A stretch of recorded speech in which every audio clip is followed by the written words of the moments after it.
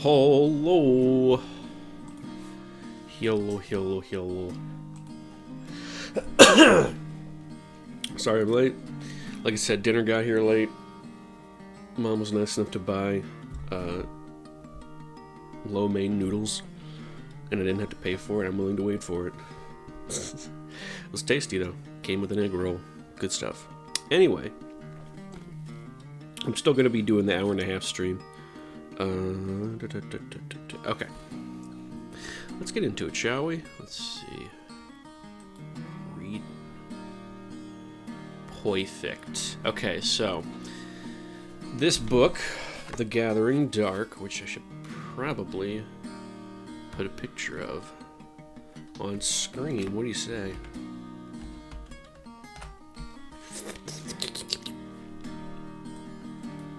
Let's see. Okay, I left it in the other folder. Where are you? There you are. Where are you? There are you. I feel like that used to be grammatically correct, and now it's not anymore. I don't know. Couldn't tell you. Either way, we're reading The Gathering Dark, and it takes place during the Ice Age. It takes place on the plane of Dominaria. Thousands of years... Wait, is it hundreds or thousands? I already forgot. Hundreds of years after the Brothers' War. It takes place on a continent known as Tertiaire. And, it takes place during an Ice Age. The Ice Age. Caused by a giant explosion that the planeswalker and wizard Urza caused in order to end the war with his brother. That book series will be read at some point, but I really wanted to read The Gathering Dark because I love the set, The Dark. And this book takes place during the Dark and Ice Age. It's very strange because a lot of the cards and stuff that are mentioned in this book are in the set called The Dark, but the events seem to take place in Ice Age. I'm actually not sure. After the war comes the darkness. Yeah. And the blurb on the back of the book says, Tertiaire lies in ruins. Nations have fallen. Goblins raid the land. And an oppressive faith throttles the city-states. Now deep within the walls of the conclave of mages, Joda must decide if unlocking his own immense power is worth taking a step into the Darklands. And we begin with the prologue, which takes place in a cage.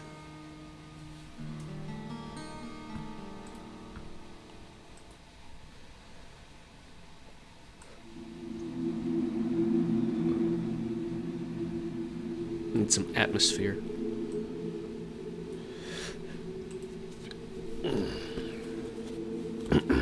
Yeah, story time.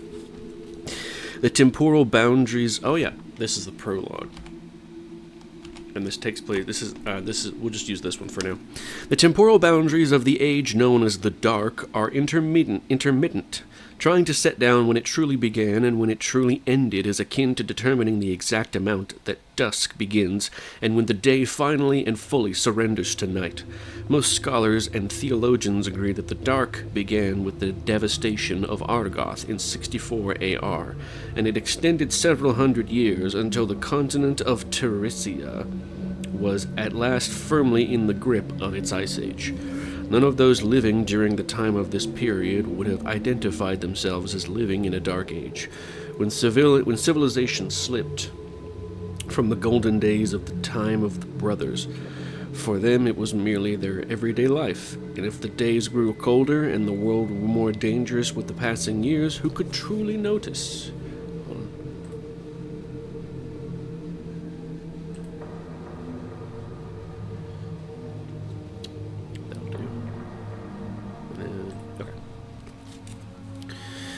It was a time when the old nations collapsed, when goblins swelled their numbers in the hills, and when city-states quarreled and feuded under the onus of a tyrannical church.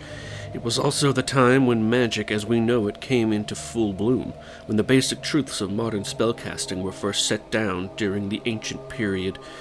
The first true convocation of mages occurred, carrying on the spirit of Tiresias City, combining their knowledge and encouraging their brethren in the exploration of this new art. And then we cut to the cage. In the depths of the catacombs beneath the conclave citadel, Lord Ith screamed in the darkness.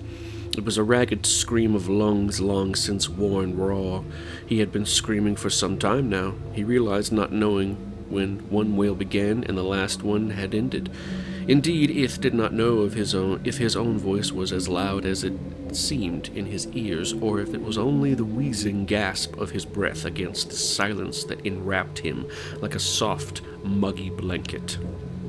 Lord Ith, former ruler of the Citadel, former Lord High Mage, former supreme power of the Conclave, that collection of necromancers, thaumaturges, mages, and spell dabblers, realized he was thinking about his screams, as opposed to just continuing to scream. He clung to the thought. Other thoughts accumulated around the edges of this first thought, fragile, flickering embers that could be nurtured, then banked into flaming moments, even hours of lucidity. It was futile. He knew, for the cage that entrapped him was draining his life, pulling away his power and his grandeur and his knowledge, wearing him down until exhausted sleep finally claimed what was left, and the dreams rose within him again. It was futile, he knew, for the cage— oh wait, my bad.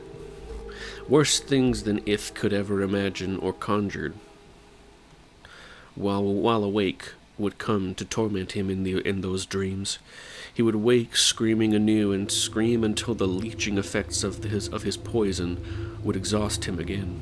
It was an eternal cycle, one that he had been unable to break, as strong and as eternal as the bars of his cage. Lord Ith's cage was finely crafted of water silver, its bars as clear and opalescent as a frozen waterfall. The struts were as akin as gossamer and as tough as steel. Lord Ith knew their strength, for he had railed against the bars in the long nights of his incarceration. Far above him, in the great banquet halls of the citadel, the magicians and enchantresses dined on water-silver plates and cut their meat with blades made of the metal. But for Lord Ith, the water-silver's purpose was to hold him tight, like an insect mounted for display and dissection. The cage itself was strung on water-silver chains over an abyss, a blackness so deep that not even Ith knew of its true limits. The abyss had always been there, before the Conclave had been even founded, before the now-vanished monks of artifice had made it their home, before the time of brothers and their unholy war that had wrecked the world. The bars of the cage glowed faintly, a cold pale luminescence found only in fireflies and certain varieties of mushrooms. Indeed, the bars shone with great intensity. Then they had a moment before. I love the part where you look into the camera and say, "I'm gathering my magic." They sure are, Milky. Hi, I hope you're doing well. The bars of the cage glowed faintly, a cold, pale luminescence found only in fireflies and certain varieties of mushrooms. Indeed, the bars shone with greater intensity than they had a moment before. His cage recognized when he was thinking, when he was sane, and reacted accordingly. Ith would eventually be too tired to think straight, and the exhaustion would take him, sending him down into the madness of his dreams. It was always that way. In those few moments of lucidity, he would begin to begin to gather his thoughts, and the bars of his cage, carefully crafted and ensorcelled, that's a new word I've never seen before, ensorcelled, would try to steal those thoughts from him. He had little time, he knew. Ith cleared his mind for a moment and thought of lands above, the sprawling castle that towered beneath soot-gray sky, of the great hills and marshlands that surrounded it. Once he had dreamed of a great labyrinth that would someday surround his domain and frustrate all but the most intent of travelers. That dream was dead now. As so many dreams had died, the bars of his cage grew brighter. Oh, Kibby. Kibby, say hi. For the moment, the water silver already leeching his power from him. Ith filled his mind with the memory of his lands, and of his former lands, of the lands now held by the usurper. A small flame of rage flared deep in Ith's soul at the thought of the usurper, but the mage put down the thought and concentrated only on the hands he had not seen in years. There he is. That's Ith, at least a version of him. Once he had filled his thoughts with those memories, Ith unlocked a small parcel in the back of his mind. In that part that was still mostly sane, a part that the power of the cage and the things in his dreams had not yet reached, Lord Ith could feel the energy within himself rise, then peak, then pass out of him as he sent a plaintive mental summoning out into the world. The bars brightened momentarily, then faded. Ith could do nothing to affect his cage, and indeed his spells only strengthened their power.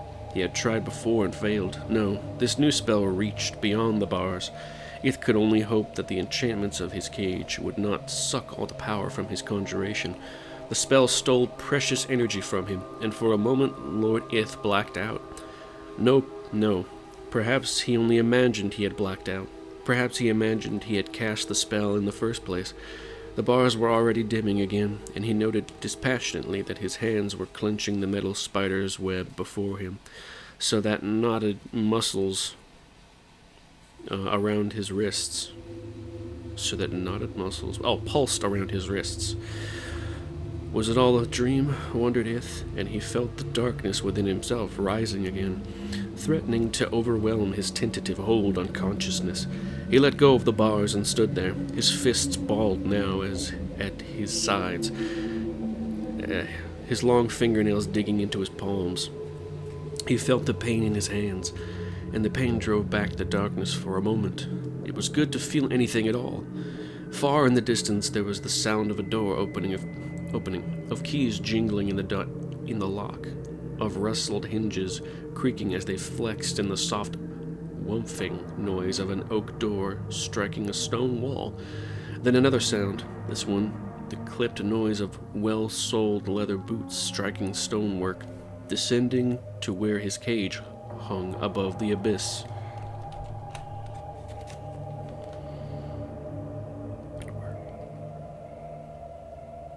The shadows cast by an approaching lantern danced along the walls.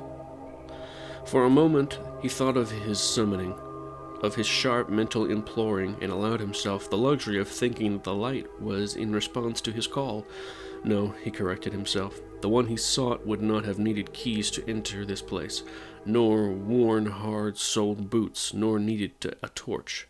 It was the pretender, the usurper, Marisil, the one who had thrown Ith into his cage of mystic metal and taken over his position as Magus alumni, as first among equals, as the ruler of the conclave. The usurper was the only one who knew where Ith was, the only one who could come visit him unsummoned.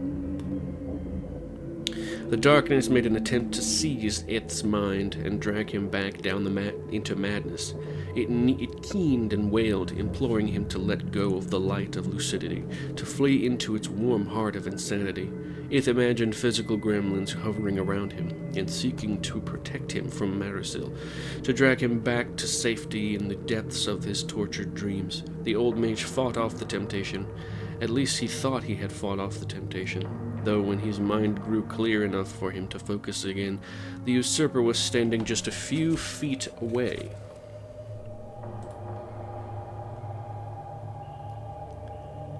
I got you. Where are you? Marisil.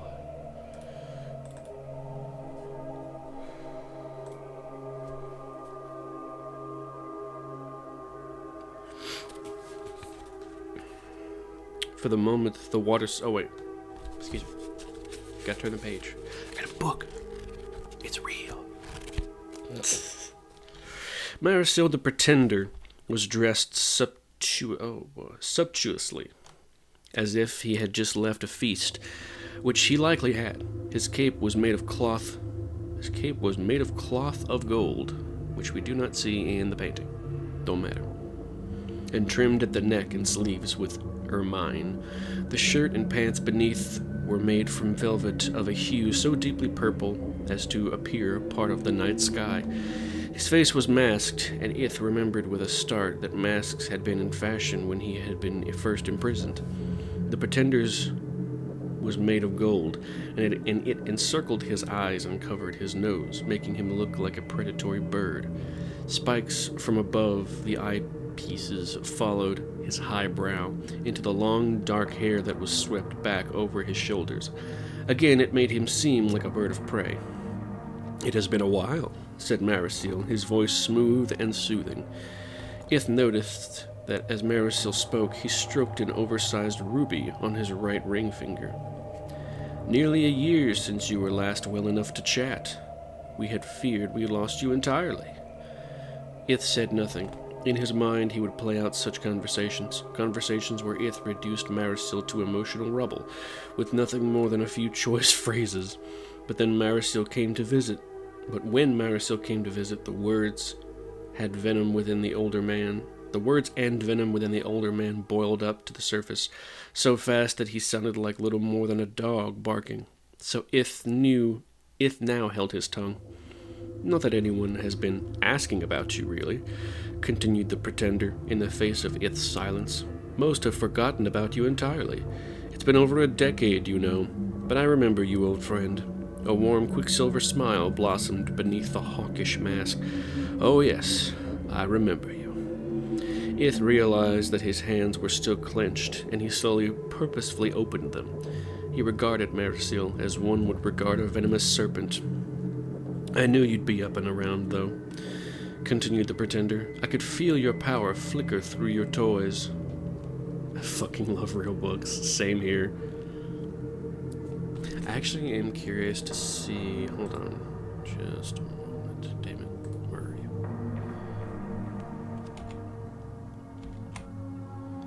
No, that's not... Hold on. I'm gonna go to Scryfall real quick and see if I can look up any of these artifacts that Marisol is wearing. Marisol? M-A-I-R? Not Marcel.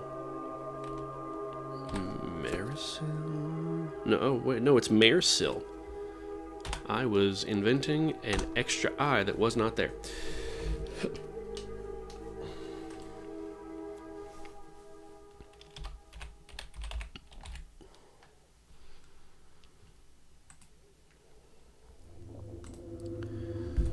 Is there no other artifacts? Artifact from... I know y'all can't see this, but it's okay. I wish Wizard would relaunch the books as audiobooks. That would be cool as hell, Milky. I would love that. But then I wouldn't be able to do this. The Dark... Ice Age... Alliances...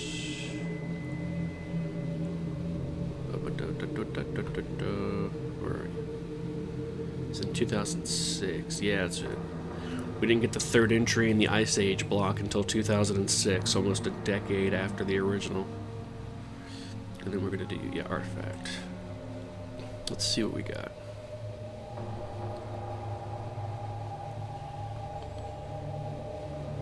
Dark Sphere, Cold Steel Heart.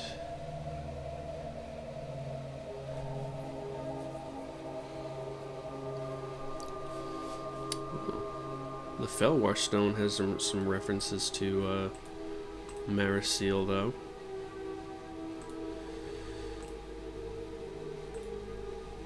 What do you have that I cannot obtain? Marisol called the Pretender.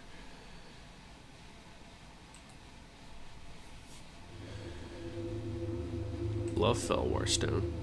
Whoops. I don't know how y'all got over there. that shouldn't be there. Should have been on the right side. Let's see. Finthorn bow. Talisman. Jester's cap, which just looks silly. Jester's mask. Lodestone bauble.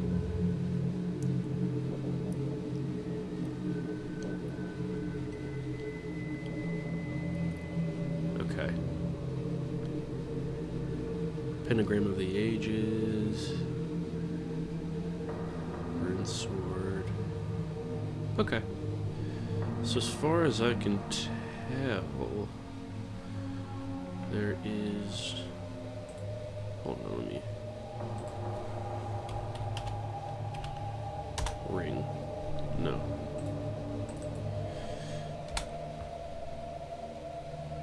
Any words in the name?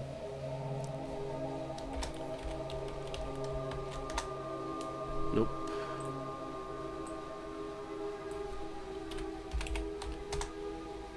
Okay, yeah, so it's just the Jester's mask. Alright, it was worth a shot. I'm gonna minimize that for now. Oh my god, stop doing that. Anyway.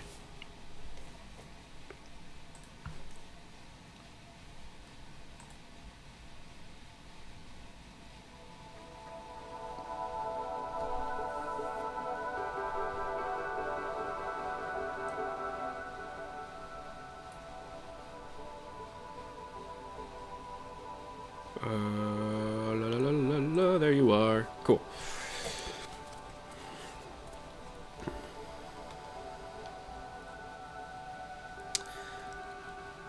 Okay, I can feel your power flicker through your toys. He reached beneath his robes and pulled out a wand. Hey, there it is. Where are you? Pulled out a wand. Its handle had a grip like that of a saber, and was crafted of the same alloy of water silver that now held Ith in place. At its tip, the wand pulsed with a pale piece of quartz. No, not quartz, thought Ith, the memory bubbling up from the base of his brain, but a power stone, one of the few that had survived the last battle when Urza and Mishra had attempted to destroy the world. Ith thought he had held himself motionless, but something must have given him away, for Merciel laughed, a raucous laugh like that of a crow. Ah, you recognize your toys, old friend. Then you should know that this one has been most useful in ferreting out dissent and prompting confessions.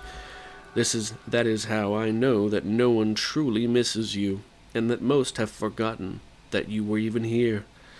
Again the pretender laughed. The pale pinkish power stone flashed briefly, and then it was gone. The wand squirreled away, yes, beneath the opulent cape. But I remember. Oh, yes. I still remember enough to keep a close watch on you. It was meant to be a haughty taunt, but Ith saw through it. After all these years, Merciel still feared him. Merciel still had felt the softest tugging of Ith's magical power far below, and had come running to make sure that his former mentor was still imprisoned. That warmed Ith's heart a little. Trapped in a cage above a bottomless pit, buried beneath the catacombs. The catacombs of his own castle, he still frightened the pretender. It was small solace, but it was enough, and for the moment it kept the darkness away, at bay. I take it you haven't given any more thought to my offer? Said Merciel, his face suddenly stern and his manner direct. Ith blinked and searched his mind for any such offer. All he found were wide, blank spaces of darkness, parts of his memory, he thought, that had already been eaten by the gremlins from within his dreams. Motionless and silent, he just stared at Merciel. It would be such a simple matter to tell me, you know, said Merciel, his voice a little tenuous, to buy your freedom with a few simple words. Ith continued to stare at Merciel. His voice was raw from screaming, so that his throat hurt even to breathe, but he felt no need to scream. Not now. You can't save yourself, said Merciel crossly. He was fidgeting with the great red gemstone on his ring again. All your knowledge will die with you if you continue to act like this. Come on, old friend. I know you better than this. I was once your student, and you trusted me in all things. Give up! Do not let your pride kill your knowledge. Tell me what I want to know. Ith could feel the gremlins moving about at the base of his brain, but he kept his jaw shut and his eyes leveled on the usurper. Ith knew he would not last much longer before the darkness spread into the rest of his mind and dragged him back down into sedate madness. I have your citadel, said Merciel, and suddenly the wand was out again from beneath his cloak, its gemstone tip now glowing like blood. I have your weapons, your followers, your magics. What do you have that I cannot obtain? Hey, there's that quote. Your very existence is being sucked dry. I could spare you all of this. Tell me what I need to know. Tell me Urza's secret. The words were like a key to the last of Ith's sanity, a great iron key scraping as it turned in a rust-pitted lock. The tumblers, oiled but unused for years, it seemed, clicked and fell into place, and Ith knew what Merciel was seeking. What Merciel, who controlled everything that had once been Ith's, had been denied. Again, Ith knew why he had been trapped in his cage, but not slain when the Pretender had usurped his title and his position at the head of the table. Ith now remembered what Merciel wanted. The former Lord High Mage stared at the Pretender, and the corners of the older man's mouth drew upward a fraction. It was only the merest shadow of a smile, but it was a smile nonetheless. Mercier saw the smile and cursed. His mouth was twisted. His mouth a twisted sneer beneath the golden mask. He raised the wand, and lightning danced around the tip. Then the lightning sprang to the cage, its electrical fires twisting and spinning around the water-silver bars, and jabbing into the old mage's flesh. Ith howled as the power of the wand coursed through him and around him. Yes, that was how these conversations usually ended. The gremlins at the base of his mind whispered. He would frustrate Merciel, and the Pretender would take petty revenge on Ith's flesh. Ith blacked out. It was a dreamless state, safe from both Merciel and the gremlins.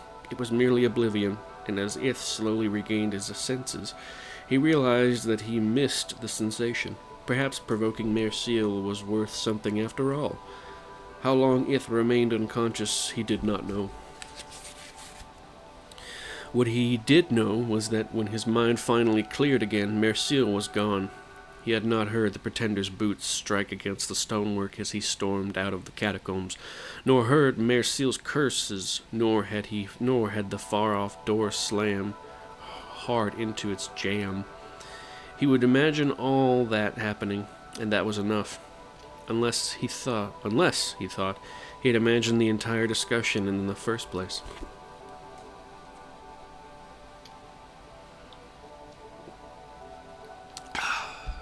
Refreshing.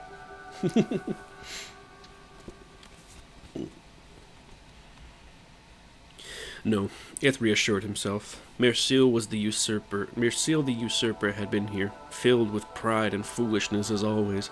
The old mage's hands still hurt from where he had grabbed the bars, from where the dancing lightning had scarred him. Merciel had been here. Now someone else was here as well. It took a moment for Ith to realize that he was not alone. The newcomer stood motionless where Merciel had been moments, hours, days before. He was tall, lanky, imitation of a man who had been stretched on a rack and healed in his now lengthened form. The creature's wrists hung down to his knees, and his head slouched forward from huge, humped shoulders. He was wrapped in old cloths and rotting rags, layer upon decaying layer. The creature's fingers were pale and blue, but his face was hidden beneath the folds of his hood. He was waiting for Ith to speak. It took the former Lord High Mage a long time to realize that this was the being he had cried out for with his plaintive spell. Ith himself had called this ragged creature forth from his hiding place. More keys turned in his mind, and he remembered who and what this creature had once been, and now it served Ith now. And how it served Ith now. Ith struggled. The encounter with Merciel had taken too much out of him.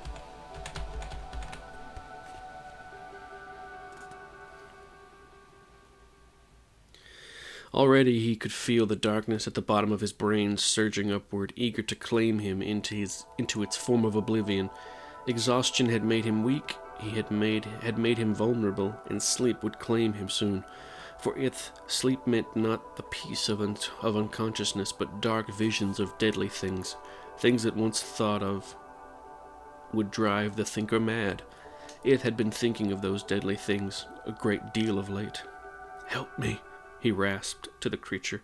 His voice was leathery as the tattered boots the rag creature wore. The creature made no move, for he was as powerless against the cage as Ith. The captive mage shook his head, trying to keep the darkness at bay through sheer force of will. It would not be denied. "Seek help," he said instead to the rag-cloaked man. "Bring me one with the key. Bring me one who carries the secret. Bring him to me, so that he may set me free." The ragged creature nodded. Let's see here. And that creature is the Ragman. Or at least the ragged creature nodded, or at least looked as if he nodded to Ith, and turned away. But Ith was already slipping back again into the madness that haunted him. He began to slip through the darkness into the dreams where gremlins conspired to steal away every trace of reality and threatened to destroy all memory of what had come before. Already the events of the recent past were fading. Ith wondered if he had imagined the ragged figure, or the conversation with his former traitorous student, or even the cage that held him. Those images blended with the dreams of dark-fleshed gremlins and now seemed to burrow out of his skin, deep beneath the citadel of the conclave of mages. Lord Ith let out a high, keening wail of madness as the darkness consumed him. Once begun, it seemed that he had been screaming forever.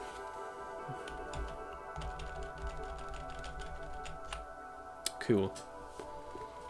I mean, you know what I mean. Let's see.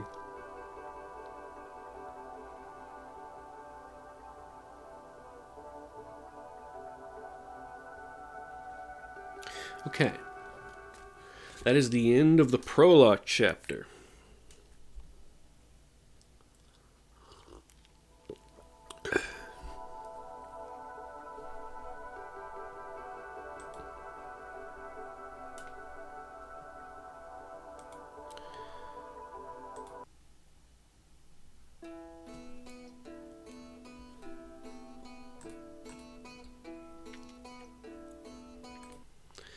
And thus begins Chapter 1, where... Let's see.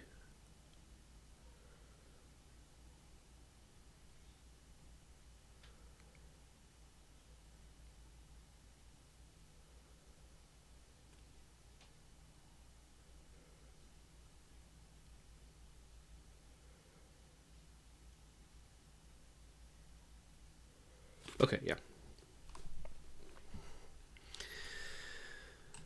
Whoop, boop, boop, and a boop. And now, we continue to the actual first chapter.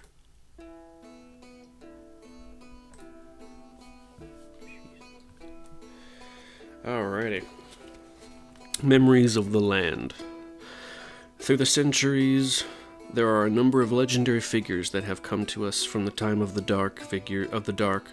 Figures such as Ith, the horrific Ragman, Vervamon the Elder, Tivadar of Thorn. Yet one figure is an enigma among these enigmas. Time and time again throughout the period of the Dark, and up to the end of the Ice Age itself, there is reference to a folk figure known as Joda.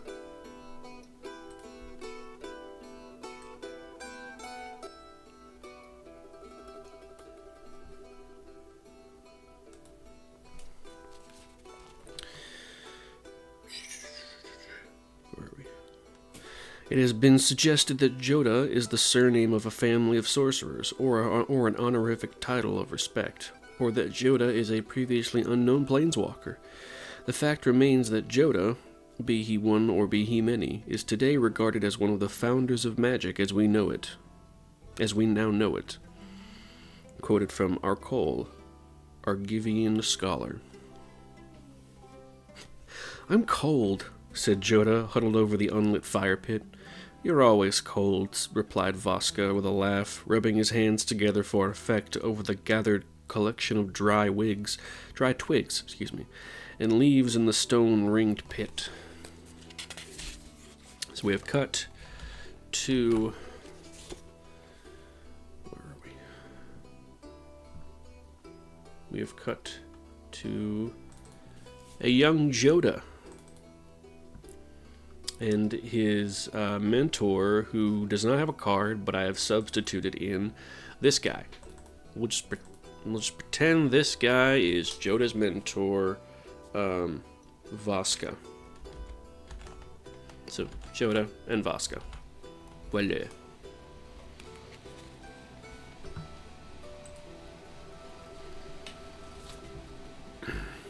It's always cold, replied the youth. The whole world is cold. Well, it's not going to get any warmer, said the teacher. So you might as well give in and show me what you know what to do about it. Light the fire. Banish the cold. He waved an arm over the fire pit, his worn sleeve flapping in the chilly evening breeze. Joda stared at the lumpish bundle of tinder with something that felt like hate. Hate of the cold, hate of his present situation, far from civilization, far from family. Hate of Voska for putting him in his present circumstances, for taking him on this god-forsaken route, and hate for himself for going with this self-described wizard in the first place. The bundle of tinder at the base of the shallow pit remained untouched by his anger. If sheer force of will determined how magic functioned, then Joda would already be a powerful mage. More powerful than Voska, more powerful than Yarsil, the legendary wizard in his family tree, and more powerful than even Urza and Mishra, the bringers of the devastation. More powerful than anyone. But mere willpower or anger or hatred did not unleash magic, Voska would say, and he would say it to Joda, and he would say it, Joda realized, if Joda did not try something fairly quickly. There were other paths that led to magic, and his time as Voska's apprentice taught him that much at least. Joda attempted to unfurrow his brows. He knew that Voska could light the fire but with a few words and the errant wave of a hand, but that wasn't the point, was it now? The idea was for Joda to light the fire without flint or tinder or anything other than his own mind.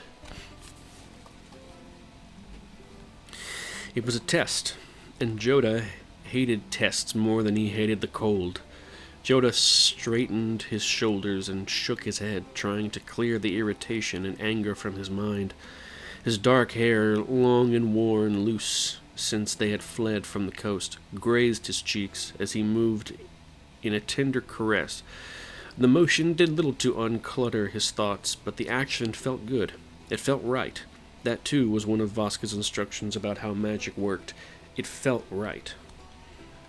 Joda took a deep breath and let it out slowly. "Whenever you want to start," said Voska, leaning back and regarding the dark-haired lad through slitted eyes. Joda wondered if the older man was laughing at him. Probably. Voska was regularly amused by most things he encountered, particularly Joda. The lines at the corners of the old man's face showed that he laughed regularly.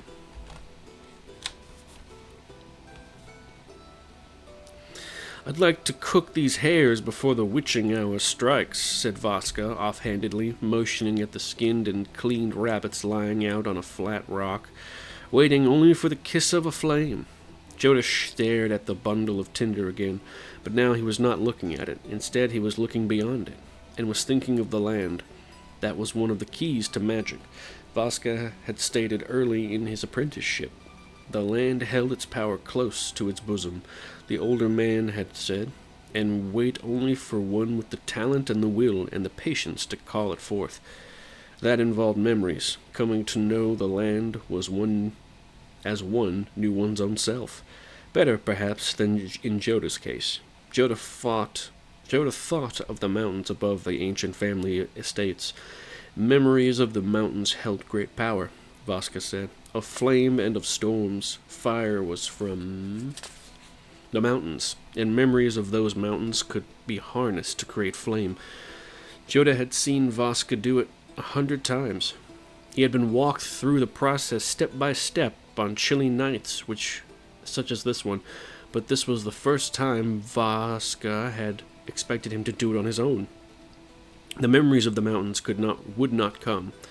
The haze-tinted ranges were visible from his family's lands, but they were always remote, always standing sentinel on the western horizon. They were the lands of the dead dwarf kingdoms and new tribes of goblins and orcs. The mountains were recognized and respected, but they were also feared. Vaska had no fear of the mountains. He claimed to have been raised among the Care Peaks, and the mountains were his home.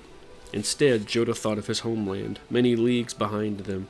He thought of the farms and orchards and gardens of Giva province, when his great-great-grandfather, the mighty Yarsil, was Joda's age. One could ride a full day in any direction and still encounter landholders who owed fealty to their family, and the manor grounds brought rich harvests of apples, cherries, and cranberries. Even when his grandfather, Thargrin, was alive, the harvests were plentiful, and tithes brought by the farmers were enough to enjoy a good life. Yet by Joda's lifetime, the family orchards were overgrown with weeds, and the surrounding farms were mostly barren, overfarmed during the increasingly short summers, and for the most part turned into pasture. The manor house had been built by Yarsil's mother after the devastation, but the passing of time had done it in. When he last saw it, on the cold, rainy day when the family finally abandoned it, its supports had rotted dangerously, and its slate roof bowed precariously in the middle.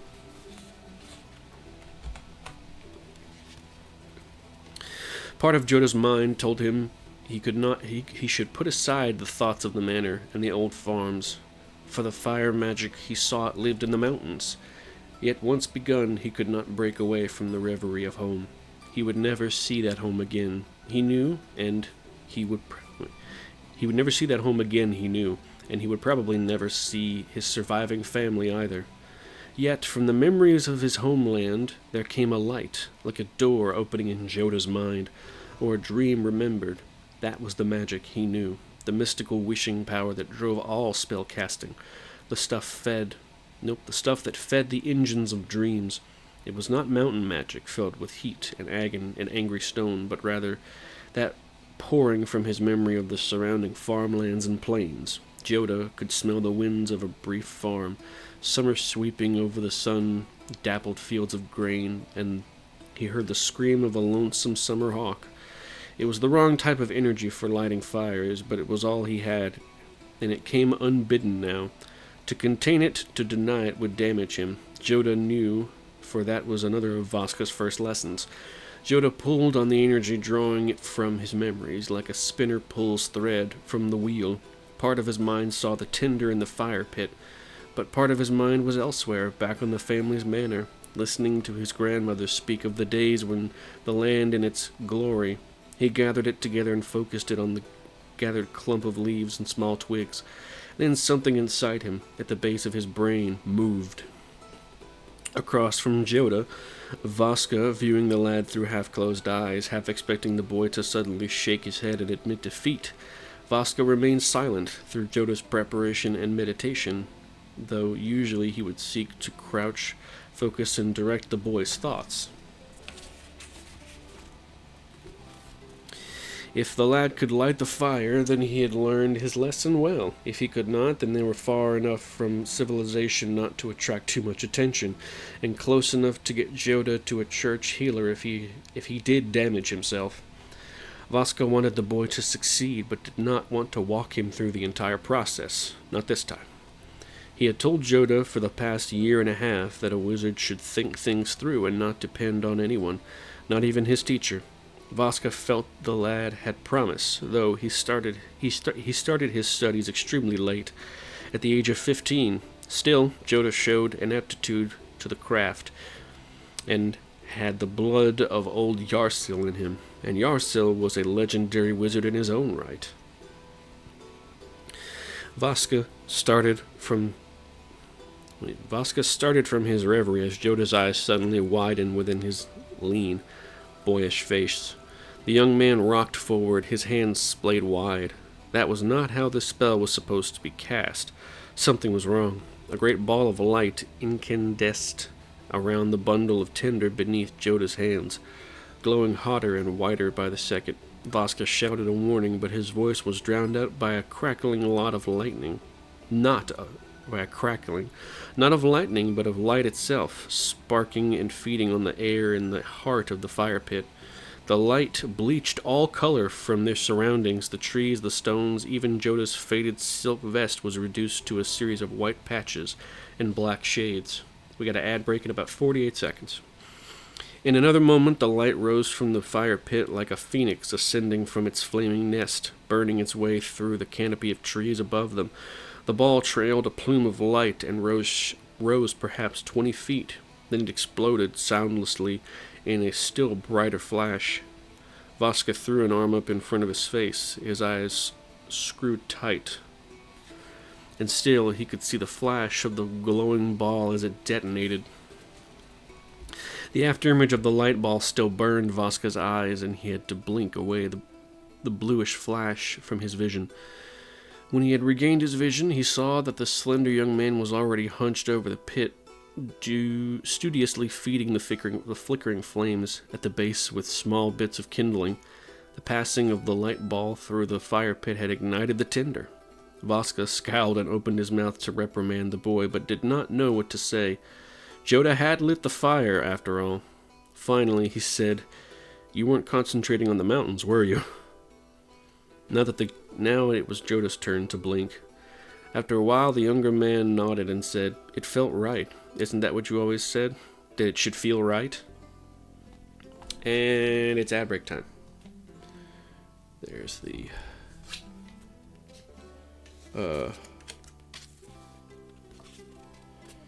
bookmark. Excuse me.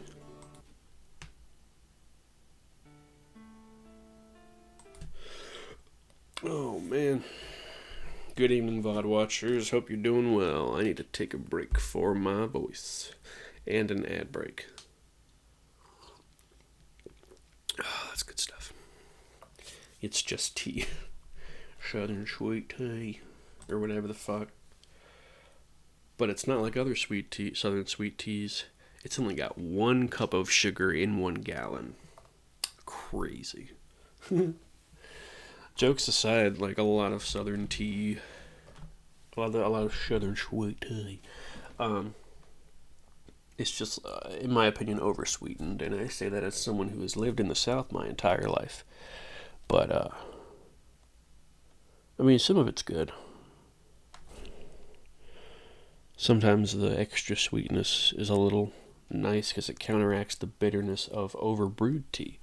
That's how, Bojangles tea is. It tastes a little overbrewed, but then they add some extra sugar to it that really like mixes well with the bitterness of the tea, and I really like that.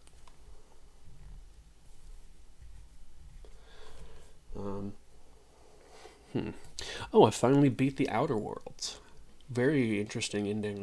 I also like that you can talk your way through every single boss fight, even the final one. It's good stuff. Very nicely written.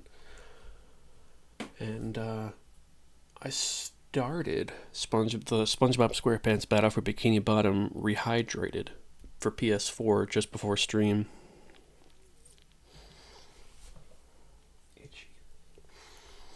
Thankfully, Dragu was nice enough to get all those all these images for me in time. It's awesome.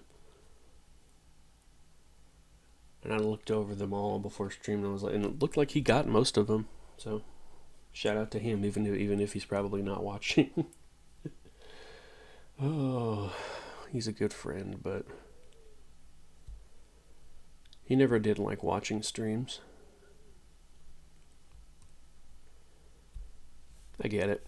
I don't normally think about watching streams whenever I'm not actively streaming either. Looks like we're back. Okay. Got about another 34 minutes before I call it, so let's see how far we can get.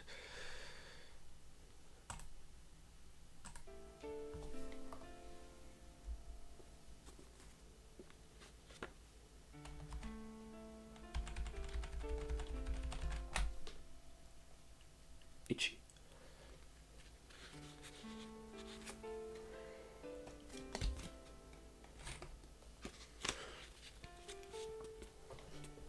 Let's see.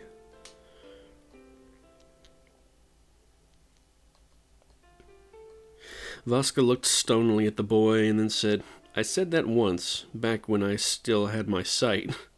Now, feed the fire while I finish preparing the hares, unless your little display brought them back to life and frightened them away in the process.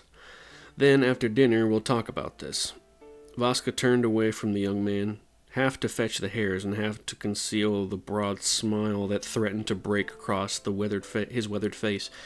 Vaska was sure that as soon as his back was turned, Joda was smiling as well. Some time passes. "How does a mage keep track of his spells?" said Joda, after they had finished the hares and dug the last of the new potatoes from their shallow graves beneath the fire pit. It was dark and starless, the continual clouds reducing the world beyond their fire to varying patches of blackness. Most nights were overcast and starless on Terracier these days. "Wizards keep track in a number of ways," said Vaska. "Some mages wrap them within songs and verses that hold mnemonic clues. Some attach mental significance to various items on their clothing. There are mages along the southern coast near ancient Almaz who wear large vests fashioned with buttons. They continually fidget with the buttons, reminding themselves of every spell they ever cast. Some chaos wizards don't bother to remember it all and call up the spells as they need them. I've done that on occasion." There was a pause as the young man digested the information. "What about books?" he said at last. "My grandmother once said that her grandfather had a number of books on the subject, though they've long since disappeared. Can you write your spells down?" "Yes and no," replied Vaska, warming to the conversation. "Writing down a spell is like trying to write down a dance. It can be done, capturing every nuance of the dancer, but it does not translate well from the stage to the written page. The same applies to magic. You can describe it, you can attempt to explain it, you can even teach it, but without the magic itself present, you cannot truly utilize it. I've seen a number of magical texts over the years, and they range from scholarly tomes on the nature of mana and its connection to the land to useless collections of folk rumors and superstition. The most useless are volumes that explain magic to those who already understand it. A book like this is as valuable as a text that teaches a fish to swim. All such tomes, of course, are banned by the church." Another pause, then Joda said, "How do you keep track of your spells?" Vaska allowed himself a sly, almost wolf-like grin. "I imagine a large tower, set among the Care ridges where I grew up. Each of the rooms of my mental tower has a balcony overlooking the mountains from which I draw my power. In each of the rooms I keep one of the spells I use. And in each of the rooms." Joda thought about that for a moment. He thought of the old manor house settled among cracked flagstones and weed-choked gardens. He thought of the entranceway, a broad expanse of yellowed granite and cracked jet that had seen generations of muddy feet. He placed his spell, the light ball, at the foot of the wide staircase that had been built with the house itself. He mentally closed the door of the memory house again. Vaska reached over to his saddlebag and pulled out a small silvery disc, about the size of his palm. He offered it to Joda over the fire, and the younger man took it carefully. In the light of the fire, Joda could see his own reflection in the disc. Long black hair swept closely back over his ears. Where are we? Black eyebrows over piercing dark eyes. He looked closely at the stubble on his face, the first attempts at a beard and mustache framing his thin-lipped mouth. He pursed his lips into a thin line. "It's a mirror," he said simply. "Observant as ever," said Vaska, a smile in his voice. "It predates the devastation, which is true for almost all things that are worth half a damn these days. The hedge wizard... Nope. Yeah, hedge wizard. The hedge wizard who first taught me magic gave it to me after I cast my first real spell. Now I'm giving it to you for the same reason." "Is it magical?" Joda's eyebrows peaked above his narrow nose. Vaska laughed. "Everything is magical," he said. "The skein and the weave of magic flows through us like it flows through the land. But does it work magic?" said Joda. Vaska replied, "Depends on the magic you want to work. Some mirrors are used for divination, some are used for meditation, and this one..." His voice trailed off. "What do I use it for?" prompted Joda. "Reflection," said Vaska, and laughed again.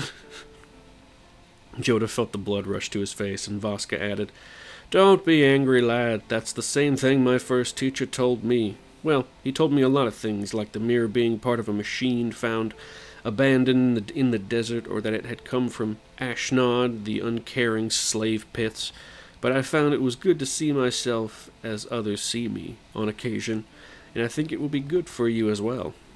Joda looked at the mirror again and saw the reflection of a young man. Not quite a boy any longer, but not quite an adult. Vaska meant well, but his small jibe still bothered Joda. Regardless of its heritage, the mirror was solid and cool, and unlike anything made in these days. Excuse me. The boy nodded and changed the subject. "Why are books about magic banned?" he asked. "Ah," said Vaska, finishing the last of a potato and looking around to see if any had escaped their feast. "That would be the church. They do the banning." "But why does the church ban them?" pressed Joda. Vaska flashed a grin again. "The church wants to ban everything," he said. "It gives them something to do with their priests." Joda said nothing, instead staring into the embers of the fire.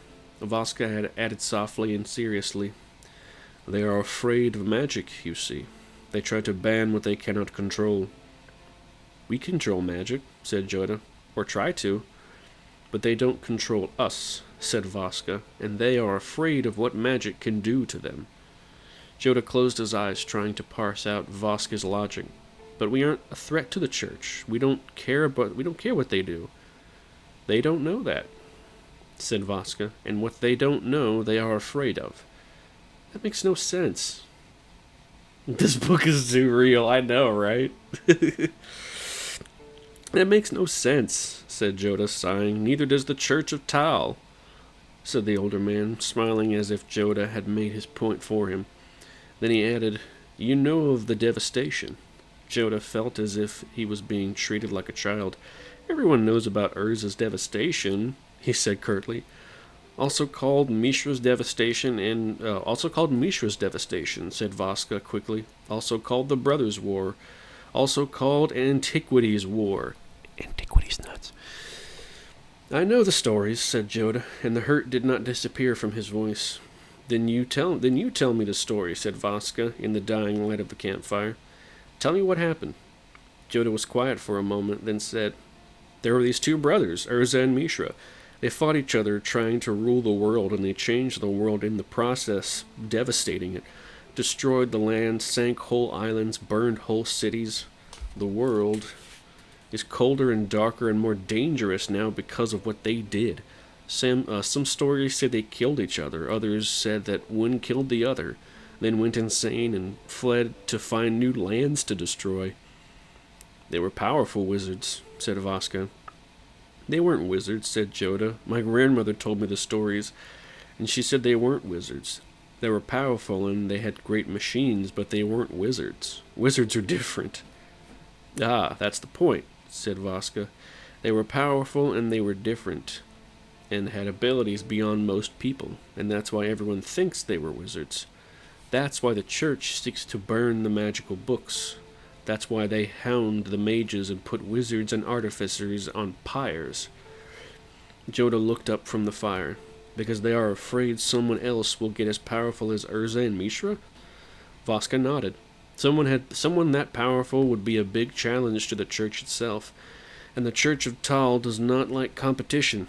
Something soft and heavy tripped over a tree root, slightly downhill of their encampment. There was a rough, throaty laughter, followed by numerous shushing noises, then more guttural laughter, this time muffled. Joda looked quickly at Voska, and the older man rose quickly, more quickly than Joda had seen him in a year and a half. The older man's face was no longer smiling, and his hand stayed to his hip, as if to grip a sword that no longer hung there. "What's—" Joda started to ask, but the old wizard waved him curtly to be quiet.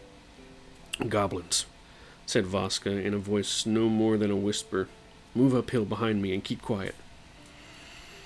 He bit off the last word sharply, and Joda nodded and quickly scrambled uphill into the brush, slipping the mirror inside his high-topped boot as he did so, and pulling a short knife from the same boot in the process. He knelt down beside a large bold, twisted trunk of an ancient oak. Down the hill there were more voices, and rough and guttural, trying to form human speech without the proper vocal cords. "Oi, the fire!" said one at last. "Anybody home?" "Hello." The darkness, came Voska's voice in return, strong and confident, the smile in his voice again. "Only a simple traveler who desires his solitude, nothing more or less." There was rough laughter again from down the slope. Joda stared into the darkness, straining to see the green-skinned creatures. He had seen goblins before, or rather their skins, stretched over wooden frames as hunters' trophies in Giva. No matter how many had been killed, there always seemed to be more. Oh my God, there always seemed to be more of them. Goblins usually stayed in their mountains unless they were on a raid, and the nearest human farmstead had to be miles away. Why would they? Joda's heart dropped into the pit of his stomach. Of course, they saw the light. The goblins were going to a raid, or returning from one, and saw the beacon he had created rising above the forest. They had seen his light, and they had followed it to the source. Followed it to them. The voice from down the slope was talking again. "You got any food for us?" Voska laughed, and it was the easy laugh he used with bureaucrats and merchants. "I had some rabbit earlier. But you're too late, I'm afraid. I have a small fire here, and if you're cold, but otherwise, there's nothing here that would interest you. You'd best be on your way." There were some mutterings downslope, and Joda poked his head farther around the tree. Voska was standing calmly, his back to Joda's hiding place, the fire pit between himself and the goblins. "Maybe there ain't nothing for us," said the voice, "and maybe there is. I think we wanna come find out." "You are not welcome," said Voska simply, "and you have been warned." Again the laughter, and there was motion among the brush, and the first of the goblins stepped into the firelight. The goblin was a mockery of the human form, naked to the waist and wearing rags around his hips. Its skin was green and warty, and unlike the leathery hides of Joda had seen in the cities, its tough flesh had stretched smooth and tight over well-muscled sinews. Okay, it looks like Dragu did not include a goblin. Let's fix that real quick.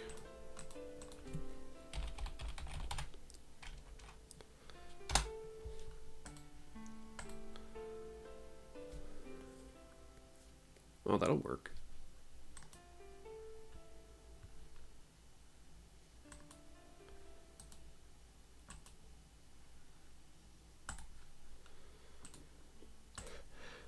There we are.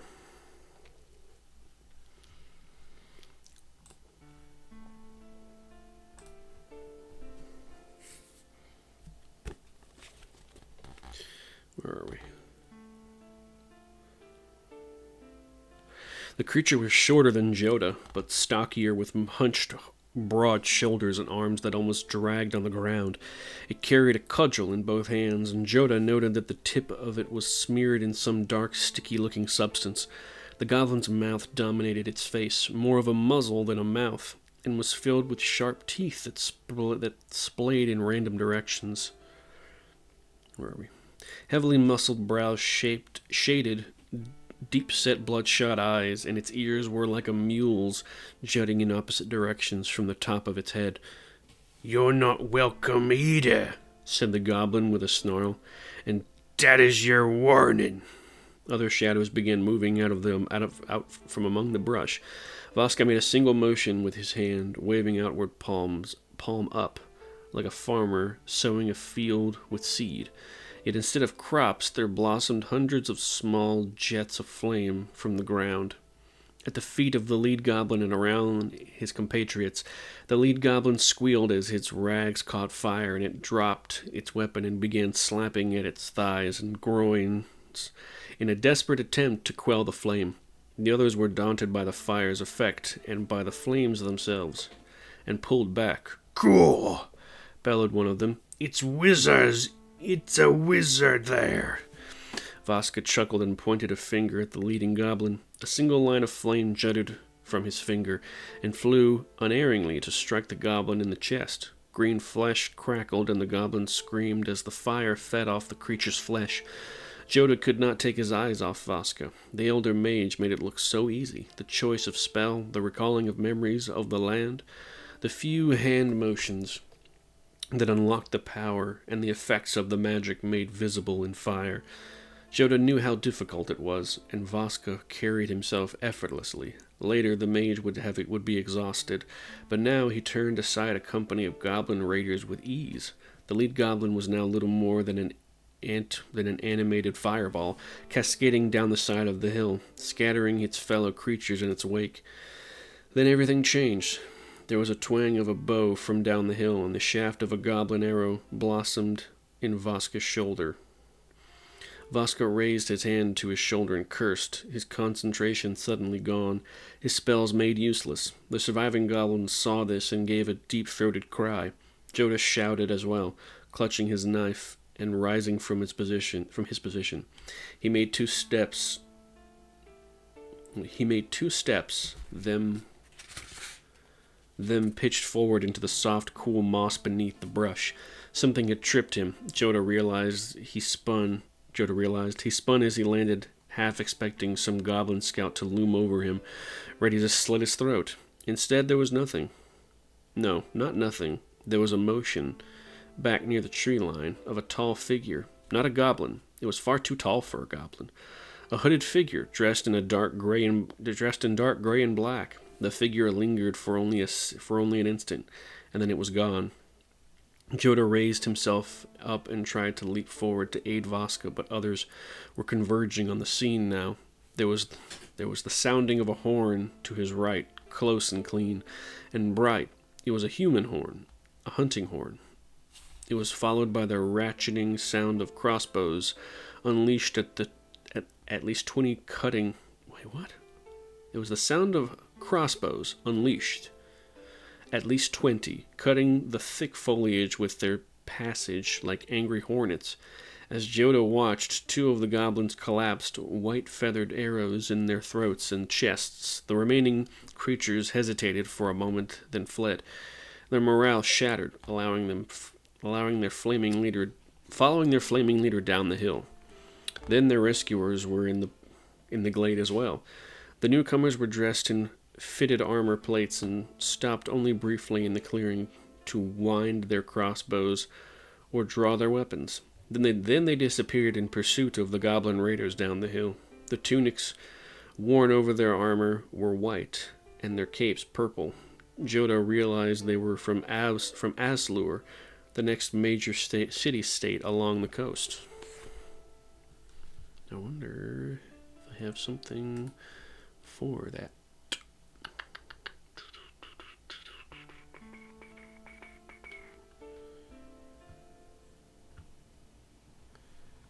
I mean, this should work.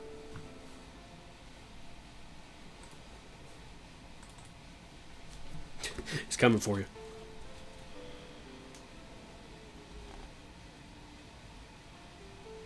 One of the soldiers paused long enough to look at Joda as the apprentice pulled himself from the ground. Joda expected the soldier, a blonde-haired young man, well, that's not right. No, older than Joda himself, to pursue the goblins. Instead, he mentioned with the crossbow for Joda to join his master. A bolt rested in the groove of the crossbow, and its string was pulled taut and cocked. Joda got up slowly and moved toward the wounded Vaska. The older mage had pulled the goblin arrow from his arm and was pressing a blood-stained hand against the wound. Another man entered the clearing. This one was tall and walked with a stiff gait.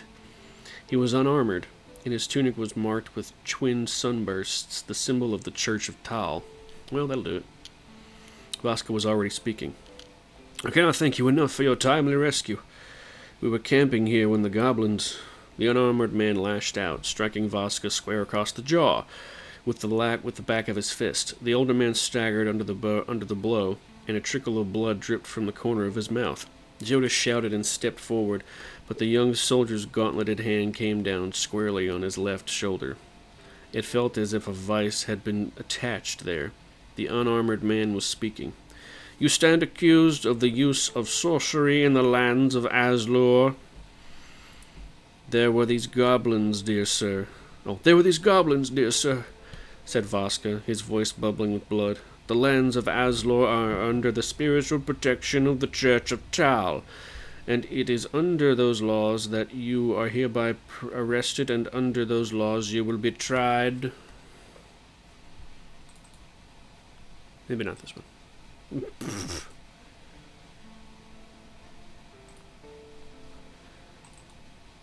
That'll do.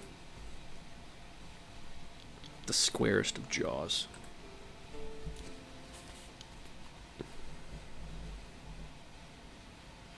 I am Brother Tanar. You will accompany me back to Azlor for trial. He turned and motioned for Trumpeter to... Wait, what? He turned and motioned for Trumpeter to sound recall and bring the pursuing troops back. We got what we came for, said Tanar, regarding both Vaska and Joda with a stony gaze. Vaska rubbed the bleeding corner of his mouth with the back of his hand. I think, he said loud enough for both Joda and the guard to hear, we were better off with goblins. Chapter 2, it's the Inquisition.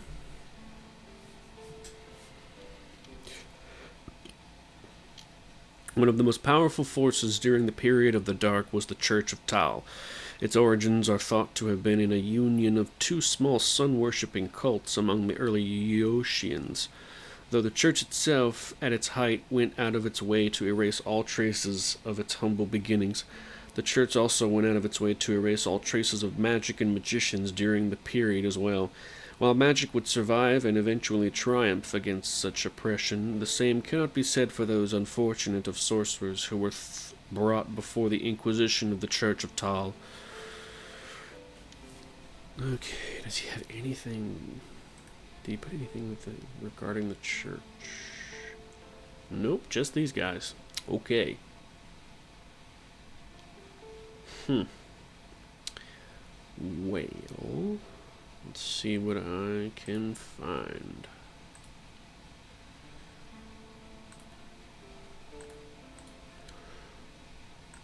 Do.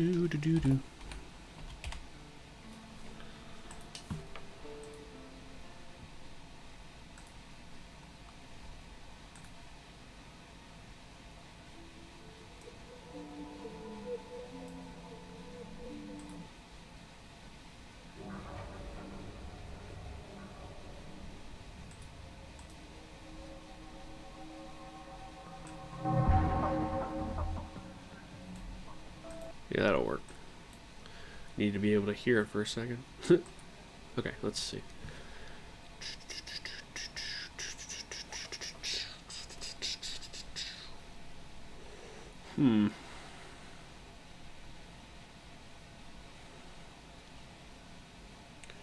You would think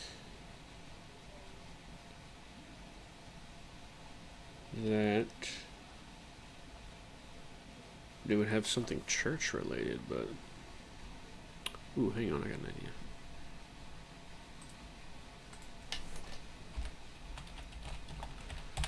Nope, not mod. Mob. No, not and free. Damn it. Angry. There you are.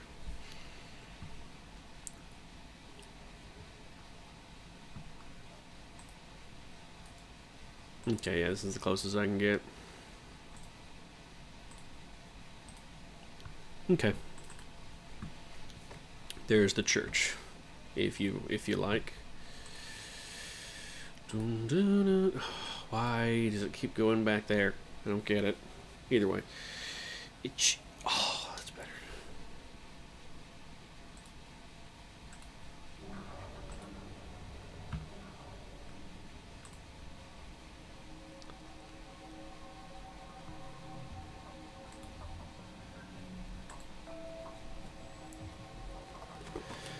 Alright, one of the most powerful forces during the period of the Dark was the Church of... Oh wait, I already read that.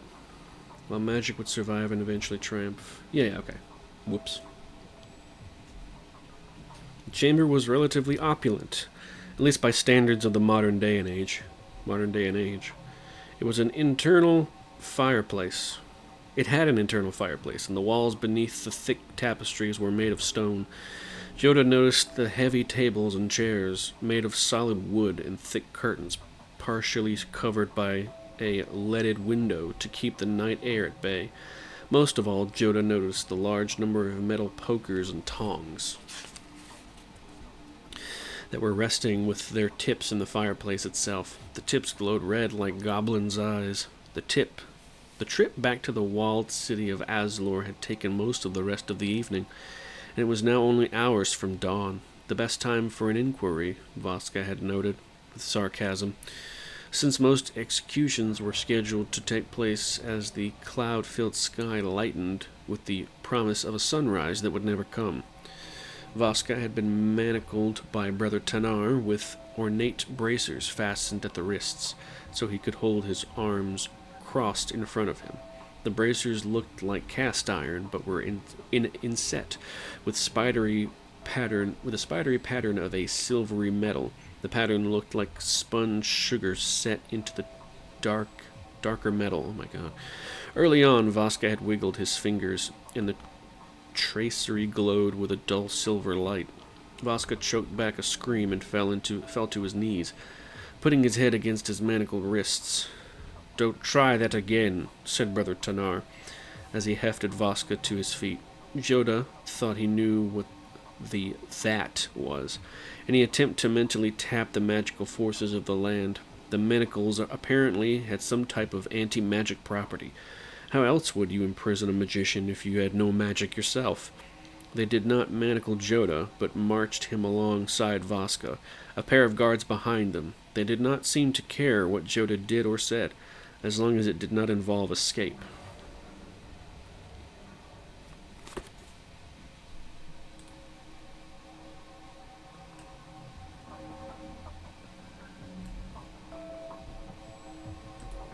Okay.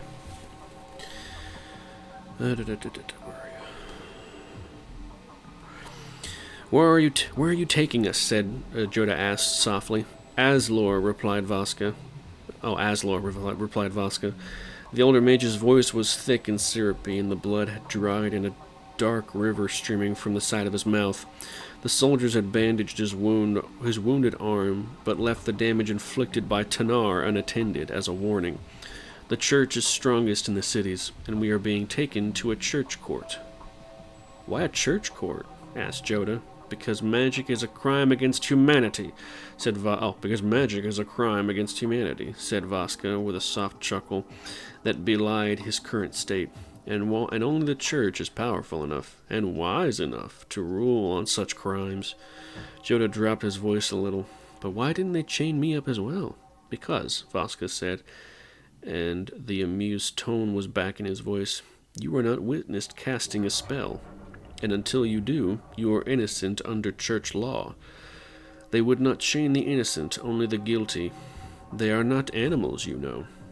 There was another small chuckle and a hint of triumph, however minor, in Vaska's voice. Joda was unsure about the comment about the Aslorians not being animals. The guards had returned from their pursuit of the goblins with a collection of grisly trophies, heads and hands that were dumped into a bag and brought along with them. Joda will lock me up, right? Joda noted that at least one of the trophy heads had the hair burned from it, and he wondered if Vaska would be credited with the kill. I doubt it. Now, in the enclosed chamber on the second floor of the church embassy in Aslor, Joda looked at the heated tongs and pokers in the fireplace, and wondered again about the humanity of the Aslorians. He felt a shiver run up his spine, which had nothing to do with the cool evening air leaking through the curtains. "Lovely decor," muttered Vaska to no one in particular. "But I love what you've done with the place." There was another breeze as a door to their right opened and closed. A massive priest entered, followed by a pair of female scribes. No, the massive figure was a priestess, though she looked large enough to beat the Aslorian guards 2 out of 3. She was broad-shouldered and tall, with a lantern jaw and heavy brooding eyes that seemed twisted in a perpetual scowl. She took long, heavy strides to the desk and hem of her habit, gliding along the hard stone floor, and sounding to Joda's ears like a legion of snakes. Her robes were white and marked with the double sunburst of Tal. In the firelight, her garb was the color of pale and corrupted flesh. The huge priestess sat down on a massive chair behind the desk. Joda thought Vaska could mention that the chair, a huge ornate monstrosity, looked as if it was constructed specifically to hold her frame, but the older man said nothing. The priestess rested her elbows on the oak desk, templed her fingers, and regarded the prisoners. Joda felt another shiver as her eyes swept over him, regarding him and discarding him in the same instant. It felt as if she could peer into his heart, exposing any sin, real or imagined. As he shook, he felt her eyes leave him and pass on to Vaska. She stared at the older man for a longer time, then asked in a gravel-throated voice, "What are the charges?" One of the scribes, a plain girl who had to hold her tablet close to her face, said, "Sorcery, Your Grace." The heavy-set woman let out a grunt. "And are there witnesses to the crime?" Brother Tanar spoke up now. "Aye, Your Grace. My company was tracking a group of goblin raiders through the northern hills when we witnessed a fountain of unnatural light springing from one of the hillsides. When we arrived, I and my men were witness to a battle between this sorcerer and the goblins. The wizard set his opponents alight from a distance, with hellfire and witchcraft. My men charged into the battle and dispatched the goblins, and then arrested the sorcerer." Joda opened his mouth to speak, to contest the charge, but there was suddenly a heavy gauntleted hand on his shoulder. The gauntlet belonged to the guard behind him. He looked at Vaska, and the older man just shook his head at him.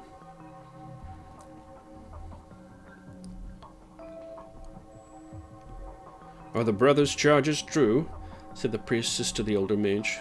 "Well, that depends on your definition of truth, my lady," began Vaska. The priestess interrupted, slapping a meaty palm down on the table. "I am not your lady. I am Primada Delphine in the service of the Order of Saint Zil. Most revered be her name." Okay, do you find a Delphine? I don't think there was ever a Delphine card. You know what? Sure, this will work. Although, it doesn't really look like... It doesn't look anything like she does in the book, which is hilarious.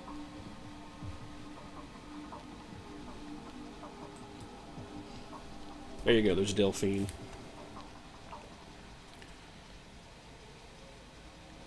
Let's just assume she's very tall and big. In the Order of Saint Zeal, most revered be her name. I have full authority in matters of rooting out sorcery in the eastern city states to toy. Oh, so toy with me at your risk.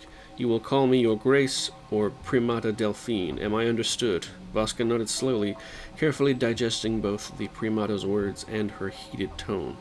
I understand. You understand what? Snapped Primata. I understand, said Vasca, pausing only a moment. Your grace.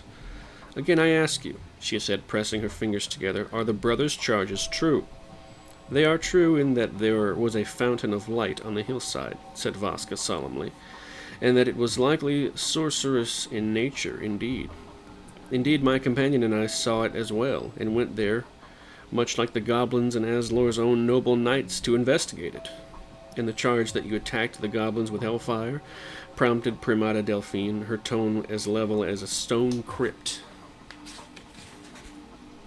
I would hesitate to say that I attacked anyone, said Vasca, warming to the tale.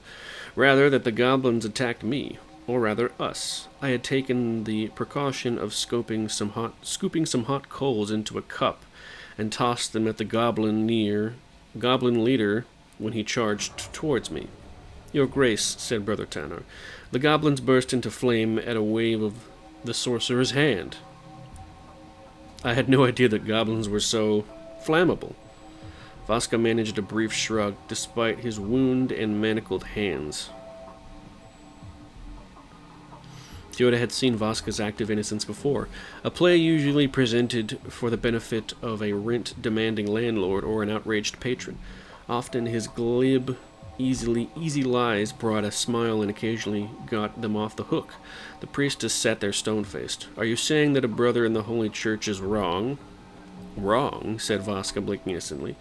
I cannot imagine a servant of the Holy Church ever being wrong, as they are guided by the light of Tal. I merely state that the illustrious brother, in his zeal and holy fervor, might see one thing and conclude another. The corner of Primata's mouth tugged, and Joda thought that as close to a smile as the large priestess was capable of. Your wits are nimble, she said, and it takes quick thinking to be a sorcerer. You do not do your case good by being quick with your mind, or by being glib with your tongue. I understand, your grace, said Vasca, bowing slightly, and I appreciate your understanding and wisdom in preventing an innocent man from being accused of a horrible crime. Primata Delphine made a noise that was halfway between a chuckle and a grunt. She turned to Joda. And you, boys, that is what your friend says true, or does Brother Tanar speak the truth instead? Her eyes bored into him, and Joda felt his throat constrict and his mouth turn suddenly dry. The young man began, then coughed. I saw what my friend Vasca says. I also saw what the good brother described.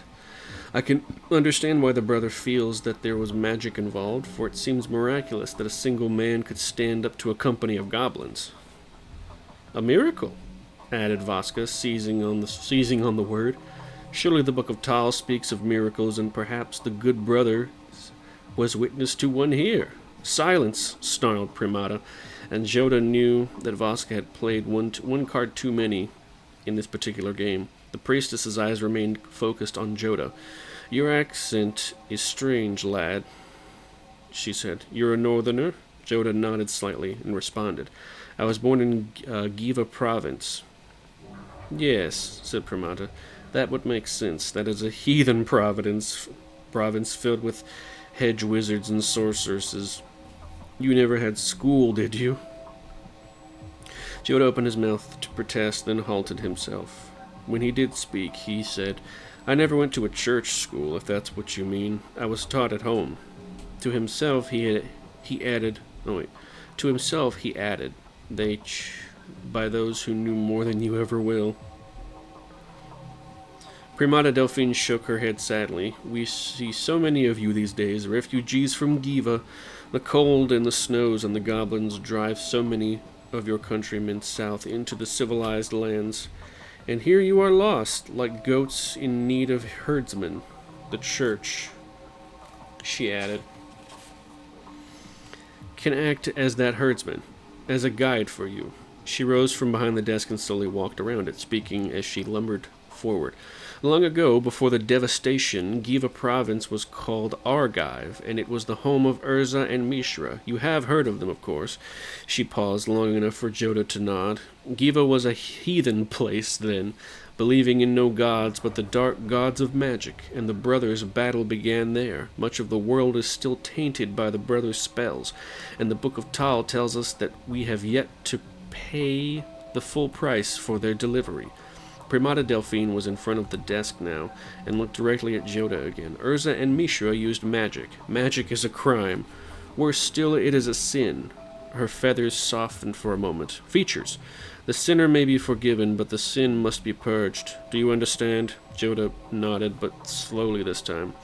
Primata Delphine gave a tight-lipped smile. Then answer me truthfully and free from fear. Did your companion here use sorcery? Joda did not look at Vaska, but looked straight at the priestess instead. No, ma'am, he didn't. The primata nodded, and Joda's belly exploded in pain.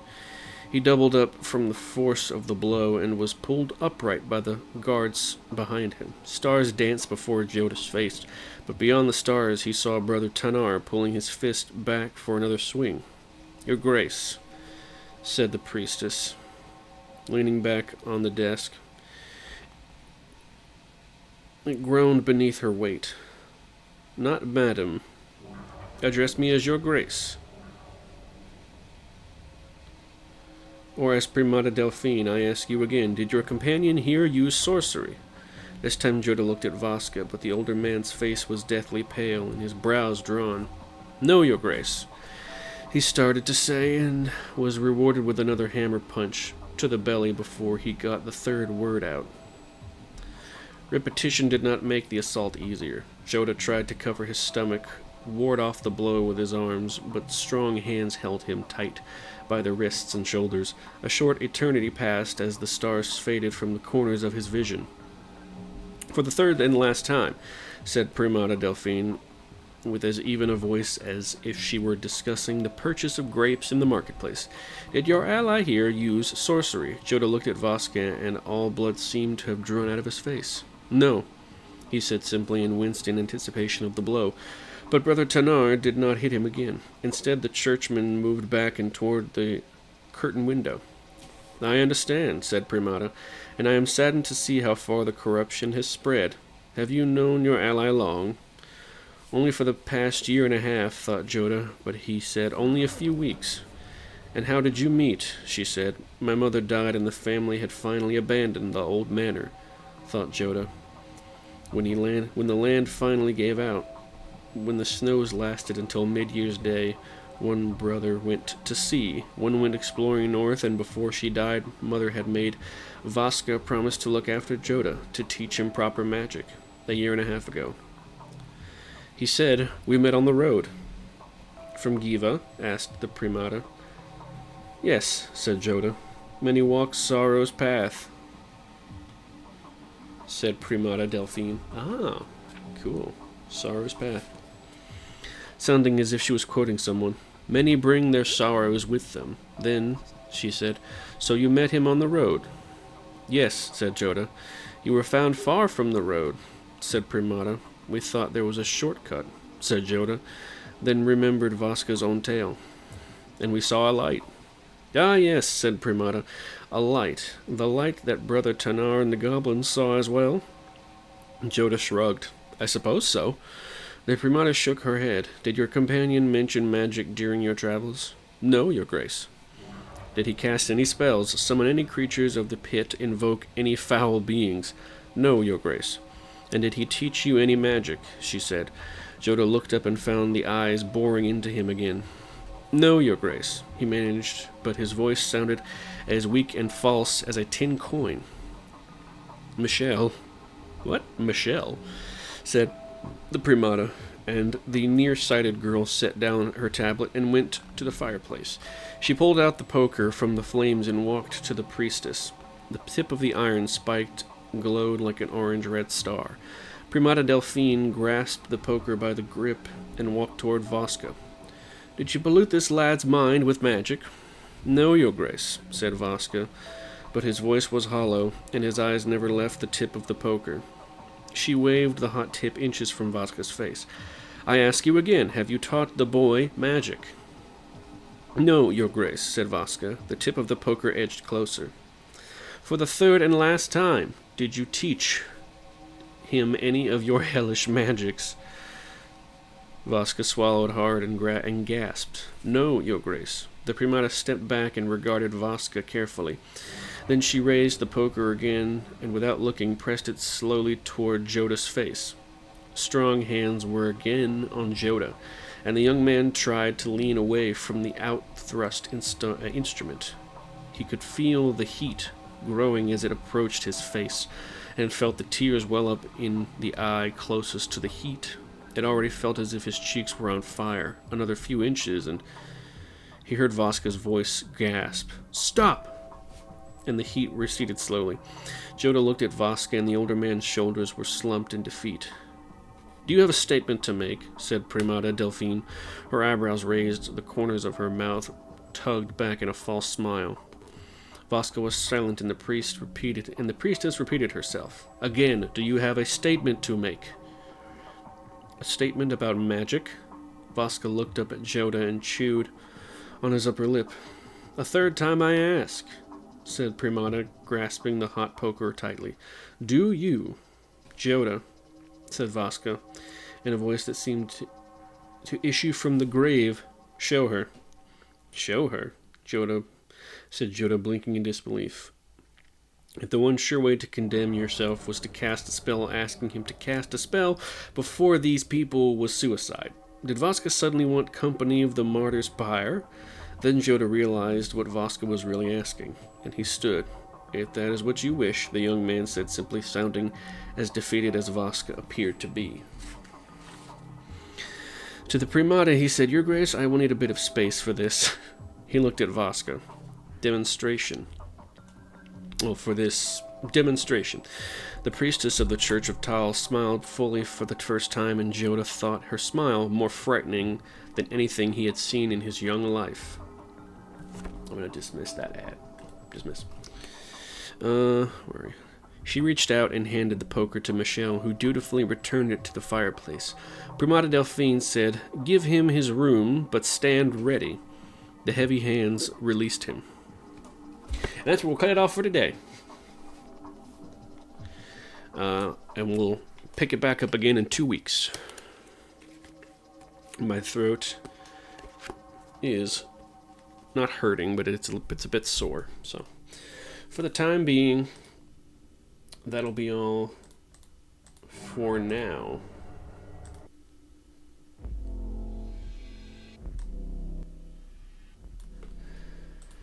Oh boy. Oh, popped my leg. VOD watchers, thank you so much for watching. Until next time, we will continue reading through The Gathering Dark and apparently the Salem Witch Trials. Goddamn. Dizzy. Oh, man. No. Oh, I didn't mean to do that. Instead of fucking pausing the ad, I accidentally dismissed it.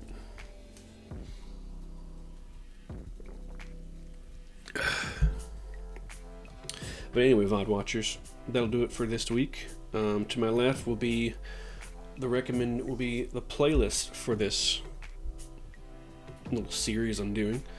But for now, since there's no other parts to this, it'll just be the one video. So I may do another playlist of a magic book. But either way, see y'all next time. Like and subscribe if you feel like it, or don't. Doesn't bother me none. Bye-bye.